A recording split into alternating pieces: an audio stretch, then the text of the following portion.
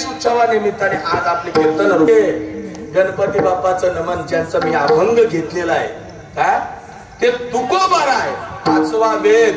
जगद्गुरु तुकोबाराय सुद्धा गात्याचा प्रारंभ करत असताना हरिपाठाचा प्रारंभ करत असताना अगोदर गणपती बाप्पाचाच अभंगाला सुरुवात केली. गणपती माऊली चार गणपती